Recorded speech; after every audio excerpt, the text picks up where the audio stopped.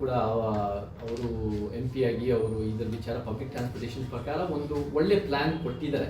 ಅದು ಒಂದು ಅದರಲ್ಲಿ ನಾನು ಕೂಡ ನನ್ನ ಟೀಮೆಲ್ಲ ನಾವು ನೋಡ್ತಾ ಇದ್ದೀವಿ. ಅದಕ್ಕೂ ನನಗೆ ಪಬ್ಲಿಕ್ ಟ್ರಾನ್ಸ್ಪೋರ್ಟೇಷನ್ ಯಾರೇ ಅದಕ್ಕೆ ಒಂದು ರೀತಿ ಎಂಫಸಿಸ್ ಕೊಟ್ಟರೆ ಅದರ ಪರವಾಗಿದ್ದೀವಿ. ನಾವು BJP ಪರ ಕಾಂಗ್ರೆಸ್ ವಿರುದ್ಧ, ಕಾಂಗ್ರೆಸ್ ಪರ BJP ವಿರುದ್ಧ ಅಂತ ನಾವು ನೋಡಲ್ಲ. ನಾವೇನು ನೋಡ್ತೀವಿ ಅಂದರೆ ಒಂದೊಂದು ಇಶ್ಯೂನಲ್ಲಿ ಯಾರು ನಿಜವಾಗ್ಲೂ ಜನಪರವಾಗಿ ಕೆಲಸ ಮಾಡ್ತಾರೋ ಆ ಪರವಾಗಿ ನಾವಿರ್ತೀವಿ. ಈ ವಿಚಾರದಲ್ಲಿ ಕಾರ್ ಓನ್ಲಿ ಟನಲ್ ಜನಪರವಾಗಿಲ್ಲ, ಪಬ್ಲಿಕ್ ಟ್ರಾನ್ಸ್ಪೋರ್ಟೇಷನ್ ಜನಪರವಾಗಿದೆ. ಸೊ ಅದನ್ನು ಮುಂದುವರಿಸ್ತಾ ಇರೋದು ತೇಜಸ್ವಿ ಸೂರ್ಯ ಪ್ರಾಜೆಕ್ಟೇ is a better option for Bengaluru ಅಂತ ಹೇಳಿದ್ರೆ ಸುಳ್ಳಿಲ್ಲ.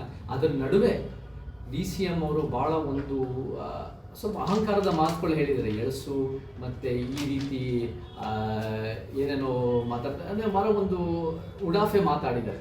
ನಮಗೆ ವಯಸ್ಸಿಗಿಂತ ವಿಚಾರ ಭಾಳ ಮುಖ್ಯ ಆಗುತ್ತೆ.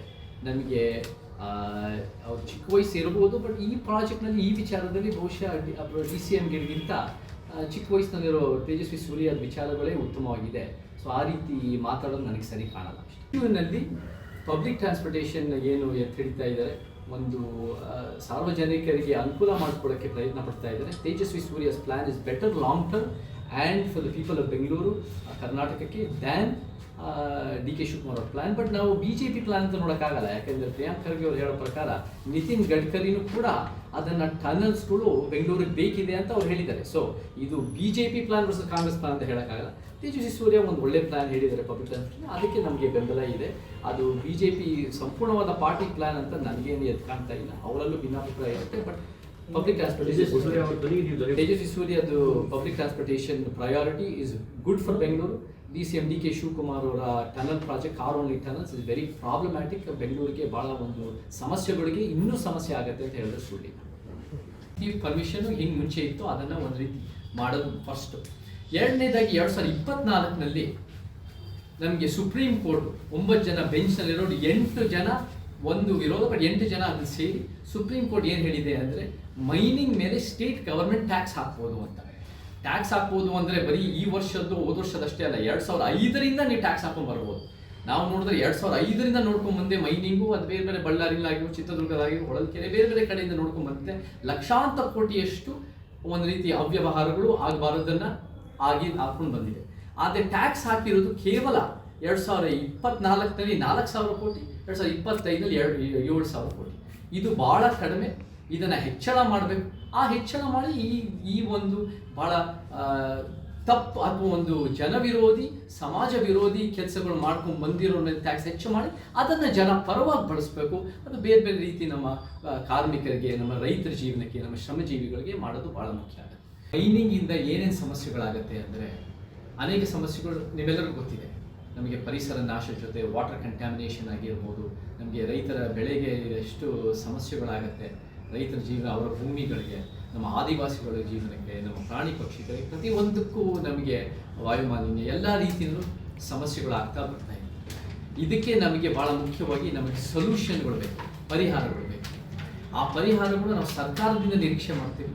ಅದು ಮೈನ್ ಏನಂದರೆ ಈ ಮುಖ್ಯಮಂತ್ರಿ ಸಿದ್ದರಾಮಯ್ಯನವ್ರ ಸರ್ಕಾರ ಯಾರು ಭಾಳ 2010ರಲ್ಲೂ ಒಂದು ಪಾದಯಾತ್ರೆ ಮಾಡಿ ಬಳ್ಳಾರಿ ಮೈನ್ಸ್ ವಿರುದ್ಧ, ರಿಪಬ್ಲಿಕ್ ಆಫ್ ಬಳ್ಳಾರಿ ವಿರುದ್ಧ ಅಂತ ನಾವು ಪಾದಯಾತ್ರೆ ಮಾಡ್ತೀವಿ, ನಾವು ಮೈನಿಂಗ್ ಮೇಲೆ ದೊಡ್ಡ ಮಟ್ಟದ ಕಡಿವಾಣ ಹಾಕ್ತೀವಿ ಅಂತ ಹೇಳಿಕೊಂಡು ಅಧಿಕಾರಕ್ಕೆ ಎಷ್ಟೋ ಒಂದು ದೊಡ್ಡ ಪ್ರಮಾಣದಲ್ಲಿ ಬಂದಿದ್ದಾರೋ ಈ ಒಂದು 15 ವರ್ಷಗಳಿಂದ, ಅವರಿಂದ ನಿರೀಕ್ಷೆ ಮಾಡ್ತೀವಿ. ದುರಂತ ಮತ್ತು ವಿಪರ್ಯಾಸ ಏನಂದರೆ ಅವ್ರು ಹೆಚ್ಚು ಈ ಮೈನಿಂಗನ್ನು ಕಡಿವಾಣ ಹಾಕೋದು ಬಿಟ್ಟು ಅವ್ರಿಗೆ ಇನ್ನೂ ಅನುಕೂಲ ಮಾಡ್ತಿರೋ ಕೆಲಸ ನಮಗೆ ಎದ್ದು ಕಾಣ್ತಾ ಇದೆ.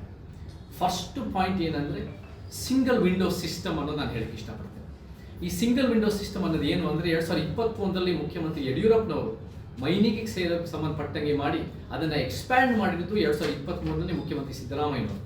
ಈ ಸಿಂಗಲ್ ವಿಂಡೋಸ್ ಮುಂಚೆ ಹೆಂಗಿತ್ತು ಅಂದರೆ ಮೈನಿಂಗ್ಗೆ ಪರ್ಮಿಷನ್ ಇರಬೇಕು ಅಂದರೆ ನೀವು ಜಿಯಾಲಜಿಯಿಂದ, ಮೈನ್ಸಿಂದ ಪರ್ಮಿಷನ್ ತೊಗೋಬೇಕಾಗಿತ್ತು, ಫಾರೆಸ್ಟಿಂದ ಇಲಾಖೆಯಿಂದ ಪರ್ಮಿಷನ್ ತೊಗೋಬೇಕಾಗಿತ್ತು, ನೀವು ರೆವಿನ್ಯೂಯಿಂದ ತೊಗೋಬೇಕಾಗಿತ್ತು, ಬೇರೆ ಬೇರೆ ಕಡೆಯಿಂದ ಪರ್ಮಿಷನ್ಗಳು ತೊಗೊಂಡು ಎಲ್ಲ ಅಪ್ರೂವ್ ಆದಮೇಲೆ ಆ ಒಂದು ರೀತಿ ಪರ್ಮಿಷನ್ ಅನ್ನೋದು ಕೊಡೋರು.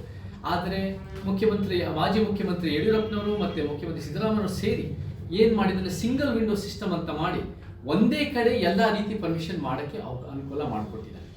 ಇದರಿಂದ ಮೈನಿಂಗ್ಗಳಿಗೆ ಏನು ನಮ್ಗೆ ಇವತ್ತು ಎಲ್ಲ ರೀತಿ ಧ್ವಂಸಗಳಿಗೆ ಇನ್ನೂ ಅನುಕೂಲ ಮಾಡಿಕೊಟ್ಟು ಅದು ಯಾವ ಉದ್ದೇಶದಿಂದ ಮಾಡಿದಾರೋ ಅದು ನಾವು ಪ್ರಶ್ನೆ ಮಾಡಬೇಕು. ಅದರ ಮೇಲೆ ನಾವು ಸಿಂಗಲ್ ವಿಂಡೋ ಸಿಸ್ಟಮನ್ನು ತೆಗೆದುಹಾಕಿ ನೀವು ಭಾಳ ದೊಡ್ಡ ಪ್ರಮಾಣದಲ್ಲಿ ನೀವು ಒಂದು ಟ್ರಾನ್ಸ್ಪರೆನ್ಸಿ ಪಾರದರ್ಶಕತೆ ತರದಾಗಿರ್ಬೋದು, ಇನ್ನೂ ಒಂದು ರೀತಿ ಪರ್ಮಿಷನ್ಸ್ಗಳು ಮಾಡೋದಾಗಿರ್ಬೋದು, ಇಲ್ಲೀಗಲ್ ಮೈನಿಂಗ್ ಮೇಲೆ ದೊಡ್ಡ ಮಟ್ಟದ ಕಡಿವಾಣ ಹಾಕೋದಾಗಿರ್ಬೋದು, ಗ್ರಾಮ ಮತ್ತು ಬೇರೆ ಬೇರೆ ಪಂಚಾಯತ್ಗಳ ಗ್ರಾಮ ಸಭೆಗಳಿಗೆ ಇನ್ನೂ ಒಂದು ರೀತಿ ಬೆಳೆಸೋದು ಈ ಉದ್ದೇಶ ನಮಗೆ ಫಸ್ಟ್ ಆ್ಯಂಡ್ ಫಾರ್ಮೋಸ್ಟ್ ನಮಗೆ ಬೇಕಾಗುತ್ತೆ. ಮತ್ತು ಸಿದ್ದರಾಮಯ್ಯನವರು ಏನು ಹೇಳಿದ್ದಾರೆ ಅಂದರೆ, ನಮಗೆ ರೈತರ ಭೂಮಿನ ಮೈನಿಂಗಿಗೆ ಮಾರಾಟ ಮಾಡ್ಬೋದು ಅಂತ. ಇದು ಭಾಳ ದೊಡ್ಡ ಸಮಸ್ಯೆ. ಇದು ನಮಗೆ ರೈತರ ಭೂಮಿನ ರೈತರ ಹತ್ರನೇ ಉಳಿಸ್ಬೇಕು. ನಿಜವಾಗ್ಲೂ ಹೇಳಬೇಕು, ನಾನು ರೈತರ ರೈತರ ಭೂಮಿ ತಗೋಬಹುದು ಅನ್ನೋ ಕಾನೂನ ಇನ್ನೂ ಅದನ್ನು ರದ್ದು ಮಾಡಿಲ್ಲ. ಏನು ಮುಖ್ಯಮಂತ್ರಿಗಳು ಅದನ್ನು ತೆಗೆದಾಕ್ತಾರೆ ಅಂತ ಒಂದು ಆಶ್ವಾಸನೆ ಕೊಟ್ಟು ಅಧಿಕಾರಕ್ಕೆ ಬರ್ತಾರೋ ಅದು ಇನ್ನೂ 2 ವರ್ಷ ಆದರೂ ಕೂಡ ಅದನ್ನು ತೆಗೆದಾಕಿಲ್ಲ. ಇದು ಭಾಳ ಒಂದು ರೈತರ ಜೀವನಕ್ಕೆ ಮತ್ತು ಇಡೀ ಪರಿಸರಕ್ಕೆ ನಾಶ ಮಾಡೋಕ್ಕೆ ಇನ್ನೂ ಅನುಕೂಲ ಮಾಡ್ತಾ ಇದ್ದಾರೆ. ಸೊ ಈ 3 ವಿಚಾರಗಳು ಸಂಬಂಧಪಟ್ಟಂಗೆ ನಾವು ಪರಿಹಾರ ಮಾಡಬೇಕು. ನಾವು ರಮೇಶ್ ಅವರು ಮತ್ತು ರಾಧಾಕೃಷ್ಣ ಅವರು ನಾವೆಲ್ಲ ಮಾತಾಡ್ಕೊಂಡು ಬಂದಿದ್ದೀವಿ. ಭಾಳ ಮುಖ್ಯವಾಗಿ ನಮಗೆ ಈ ಇಲ್ಲೀಗಲ್ ಮೈನಿಂಗಲ್ಲೇ ಸಂಪೂರ್ಣವಾಗಿ ಒಂದು ಸ್ತಬ್ಧತೆ ಆಗಬೇಕು.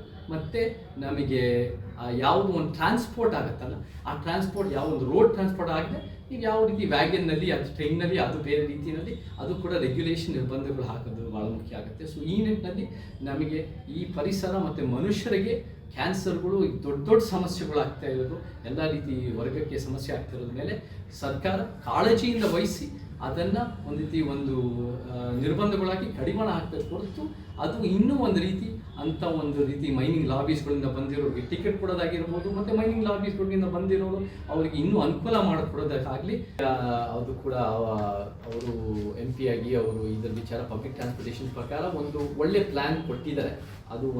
ಅದರಲ್ಲಿ ನಾನು ಕೂಡ ನಮ್ಮ ಟೀಮೆಲ್ಲ ನಾವು ನೋಡ್ತಾ ಇದ್ದೀವಿ. ಅದಕ್ಕೂ ನನಗೆ ಪಬ್ಲಿಕ್ ಟ್ರಾನ್ಸ್ಪೋರ್ಟೇಷನ್ ಯಾರೇ ಅದಕ್ಕೆ ಒಂದು ರೀತಿ ಎಂಫಸಿಸ್ ಕೊಟ್ಟರೆ ಅದ್ರ ಪರವಾಗಿದ್ದೀವಿ.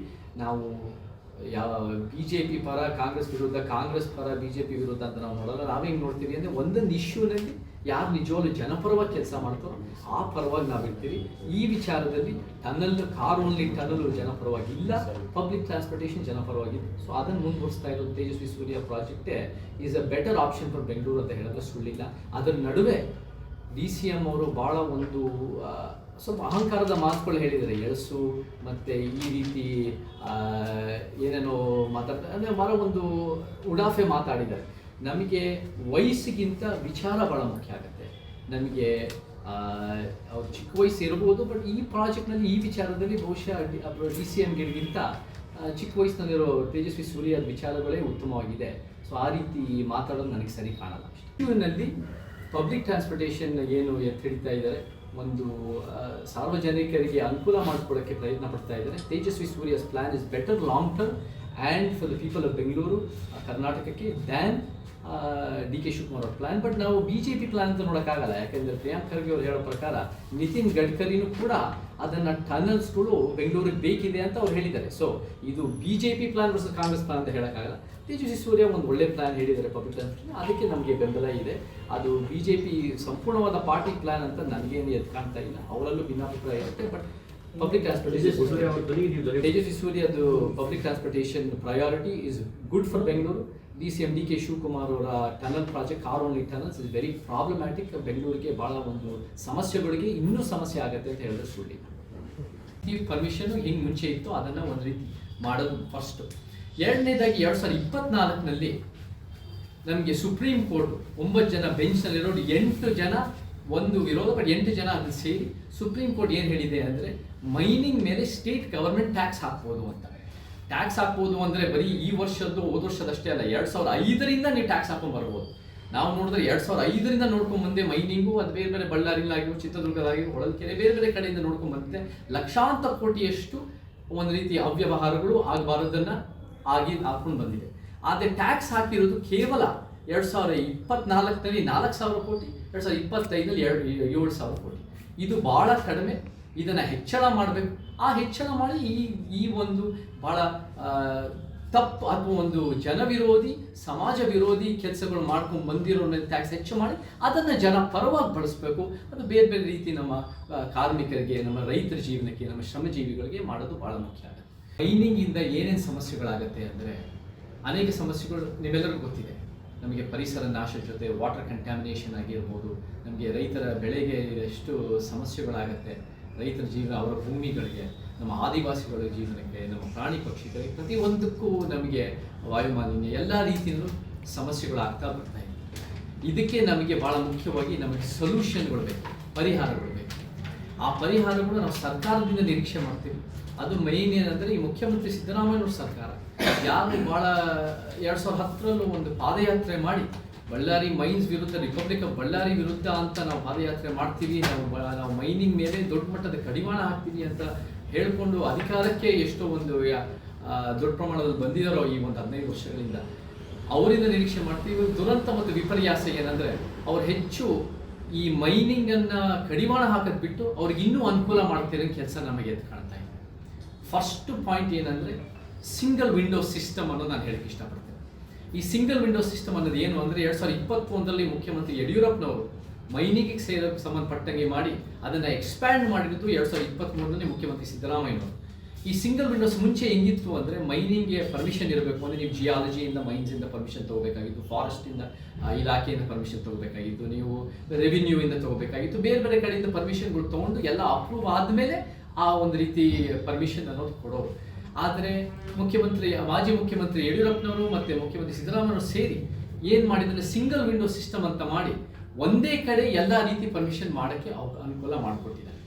ಇದರಿಂದ ಮೈನಿಂಗ್ಗಳಿಗೆ ಏನು ನಮ್ಗೆ ಇವತ್ತು ಎಲ್ಲ ರೀತಿ ಧ್ವಂಸಗಳಿಗೆ ಇನ್ನೂ ಅನುಕೂಲ ಮಾಡಿಕೊಟ್ಟು ಅದು ಯಾವ ಉದ್ದೇಶದಿಂದ ಮಾಡಿದಾರೋ ಅದು ನಾವು ಪ್ರಶ್ನೆ ಮಾಡಬೇಕು. ಅದರ ಮೇಲೆ ನಾವು ಸಿಂಗಲ್ ವಿಂಡೋ ಸಿಸ್ಟಮನ್ನು ತೆಗೆದುಹಾಕಿ ನೀವು ಭಾಳ ದೊಡ್ಡ ಪ್ರಮಾಣದಲ್ಲಿ ನೀವು ಒಂದು ಟ್ರಾನ್ಸ್ಪರೆನ್ಸಿ, ಪಾರದರ್ಶಕತೆ ತರೋದಾಗಿರ್ಬೋದು, ಇನ್ನೂ ಒಂದು ರೀತಿ ಪರ್ಮಿಷನ್ಸ್ಗಳು ಮಾಡೋದಾಗಿರ್ಬೋದು, ಇಲ್ಲೀಗಲ್ ಮೈನಿಂಗ್ ಮೇಲೆ ದೊಡ್ಡ ಮಟ್ಟದ ಕಡಿವಾಣ ಹಾಕೋದಾಗಿರ್ಬೋದು, ಗ್ರಾಮ ಮತ್ತು ಬೇರೆ ಬೇರೆ ಪಂಚಾಯತ್ಗಳ ಗ್ರಾಮ ಸಭೆಗಳಿಗೆ ಇನ್ನೂ ಒಂದು ರೀತಿ ಬೆಳೆಸೋದು, ಈ ಉದ್ದೇಶ ನಮಗೆ ಫಸ್ಟ್ ಆ್ಯಂಡ್ ಫಾರ್ಮೋಸ್ಟ್ ನಮಗೆ ಬೇಕಾಗುತ್ತೆ. ಸಿದ್ದರಾಮಯ್ಯನವರು ಏನು ಹೇಳಿದ್ದಾರೆ ಅಂದರೆ ನಮಗೆ ರೈತರ ಭೂಮಿನ ಮೈನಿಂಗಿಗೆ ಮಾರಾಟ ಮಾಡ್ಬೋದು ಅಂತ. ಇದು ಭಾಳ ದೊಡ್ಡ ಸಮಸ್ಯೆ.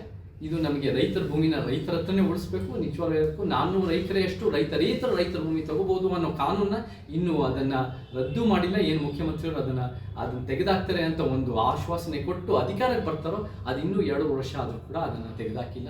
ಇದು ಭಾಳ ಒಂದು ರೈತರ ಜೀವನಕ್ಕೆ ಮತ್ತು ಇಡೀ ಪರಿಸರಕ್ಕೆ ನಾಶ ಮಾಡೋಕ್ಕೆ ಇನ್ನೂ ಅನುಕೂಲ ಮಾಡ್ತಾ ಇದೆ. ಸೊ ಈ 3 ವಿಚಾರಗಳು ಸಂಬಂಧಪಟ್ಟಂಗೆ ನಾವು ಪರಿಹಾರ ಮಾಡಬೇಕು. ನಾವು ರಮೇಶ್ ಅವರು ಮತ್ತು ರಾಧಾಕೃಷ್ಣ ಅವರು ನಾವೆಲ್ಲ ಮಾತಾಡ್ಕೊಂಡು ಬಂದಿದ್ದೀವಿ. ಭಾಳ ಮುಖ್ಯವಾಗಿ ನಮಗೆ ಇಲ್ಲೀಗಲ್ ಮೈನಿಂಗಲ್ಲೇ ಸಂಪೂರ್ಣವಾಗಿ ಒಂದು ಸ್ತಬ್ಧತೆ ಆಗಬೇಕು. ಮತ್ತು ನಮಗೆ ಯಾವುದು ಒಂದು ಟ್ರಾನ್ಸ್ಪೋರ್ಟ್ ಆಗುತ್ತಲ್ಲ, ಆ ಟ್ರಾನ್ಸ್ಪೋರ್ಟ್ ಯಾವ ಒಂದು ರೋಡ್ ಟ್ರಾನ್ಸ್ಪೋರ್ಟ್ ಆಗಿದೆ, ಈಗ ಯಾವ ರೀತಿ ವ್ಯಾಗನ್ನಲ್ಲಿ, ಅದು ಟ್ರೈನ್ನಲ್ಲಿ, ಅದು ಬೇರೆ ರೀತಿಯಲ್ಲಿ ಅದು ಕೂಡ ರೆಗ್ಯುಲೇಷನ್ ನಿರ್ಬಂಧಗಳು ಹಾಕೋದು ಭಾಳ ಮುಖ್ಯ ಆಗುತ್ತೆ. ಸೊ ಈ ನಿಟ್ಟಿನಲ್ಲಿ ನಮಗೆ ಈ ಪರಿಸರ ಮತ್ತು ಮನುಷ್ಯರಿಗೆ ಕ್ಯಾನ್ಸರ್ಗಳು ದೊಡ್ಡ ಸಮಸ್ಯೆಗಳು ಆಗ್ತಾ ಇರೋದು, ಎಲ್ಲ ರೀತಿ ವರ್ಗಕ್ಕೆ ಸಮಸ್ಯೆ ಆಗ್ತಿರೋದ್ರ ಮೇಲೆ ಸರ್ಕಾರ ಕಾಳಜಿಯಿಂದ ವಹಿಸಿ ಅದನ್ನು ಒಂದು ರೀತಿ ಒಂದು ನಿರ್ಬಂಧಗಳಾಗಿ ಕಡಿವಾಣ ಹಾಕಬೇಕು ಹೊರತು ಅದು ಇನ್ನೂ ಒಂದು ರೀತಿ ಮೈನಿಂಗ್ ಲಾಬೀಸ್ಗಳಿಂದ ಬಂದಿರೋರಿಗೆ ಟಿಕೆಟ್ ಕೊಡೋದಾಗಿರ್ಬೋದು ಮತ್ತು ಮೈನಿಂಗ್ ಲಾಬೀಸ್ಗಳಿಂದ ಬಂದಿರೋರು ಅವರಿಗೆ ಇನ್ನೂ ಅನುಕೂಲ ಮಾಡಿಕೊಡೋದಕ್ಕಾಗಲಿ